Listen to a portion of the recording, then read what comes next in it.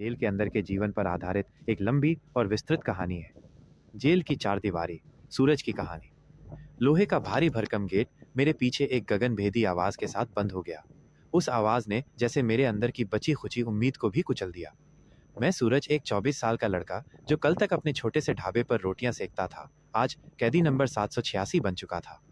गुस्से के एक पल ने, एक जमीन के टुकड़े पर हुए झगड़े ने मुझसे मेरी आज़ादी, मेरा नाम, मेरी पहचान, सब कुछ छीन लिया था। मुझे 10 साल की सजा हुई थी। पहला दिन, नरक का दरवाज़ा।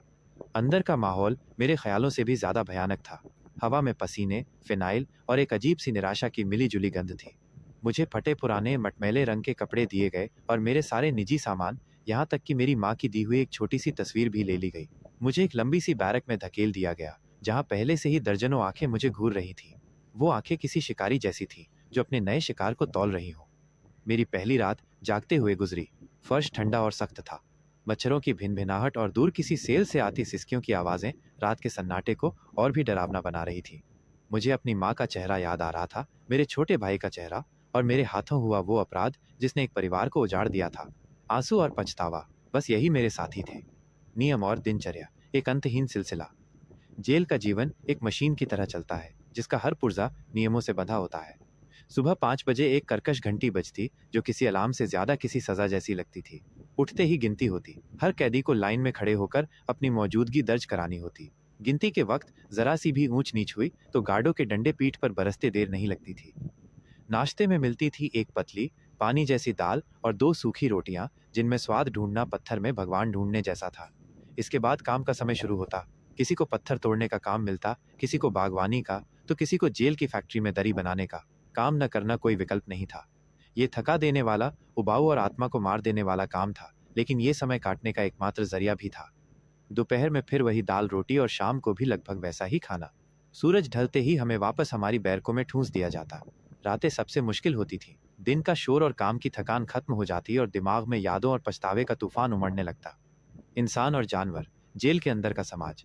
जेल सिर्फ चारदीवारी और लोहे की सलाखों का नाम नहीं है। ये अपने आप में एक अलग दुनिया है, जिसका अपना एक समाज है, अपने अलिखित कानून है। यहाँ 2 तरह के लोग थे, माइनस शिकारी और शिकार। एक कोने में राणा का गैंग था। राणा एक खूंखार अपराधी था, जिसके नाम से नए कैदी कांपते थे। उसका गैंग जेल के अंदर तस्करी, हफ्ता वसूली और कमजोरों पर अत्याचार करता था। गार्ड भी उससे बात करने में कतराते थे। शुरुआत में राणा के गुर्गों ने मुझे भी परेशान करने की कोशिश की, मेरा खाना छीनने की कोशिश की, लेकिन मेरे अंदर का गुस्सा शायद अभी मरा नहीं था। मैंने पलट कर जवाब दिया। नतीजा, मुझे बहुत मारा गया, लेकिन शायद इसी वजह से उन्होंने मुझे मेरे हाल पर छोड़ दिया। लेकिन इस अंधेरे में उम्मीद की कुछ किरणें भी थीं। मेरी मुलाकात चाचा से हुई। चाचा एक 60 साल के बुजुर्ग थे, जो पिछले 20 सालों से जेल में थे। उन्होंने हत्या नहीं की थी, बस हालातों के शिकार हुए थे। उनकी आंखों में एक अजीब सी शांति थी। उन्होंने ही मुझे जेल के नियम सिखाए।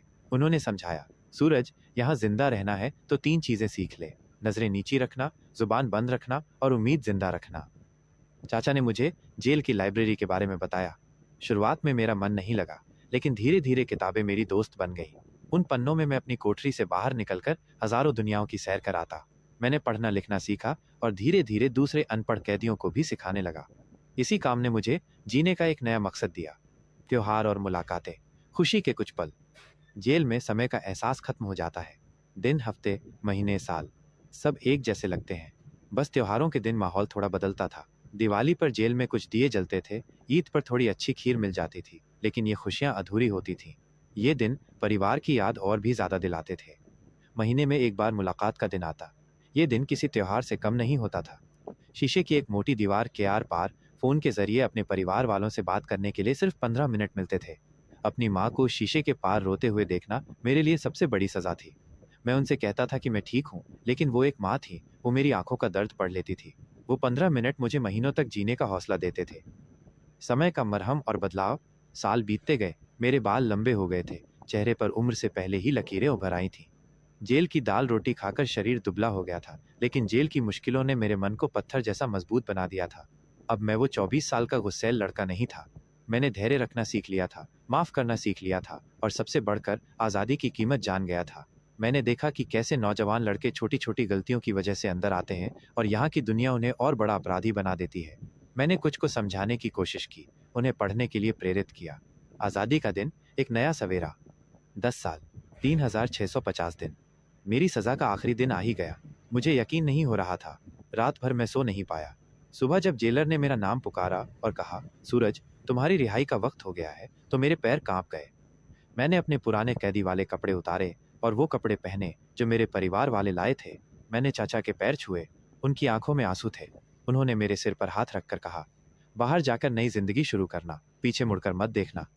जैसे ही मैं बाहर की तरफ बढ़ा, वही लोहे का गेट मेरे लिए खुल रहा था जो 10 साल पहले मेरे पीछे बंद हुआ था। बाहर की दुनिया कितनी अलग थी। गाड़ियों का शोर, लोगों की भीड़, हवा में उड़ती धूल, सब कुछ अजीब लग रहा था। मेरी आंखें तेज रोशनी की आदी नहीं थी।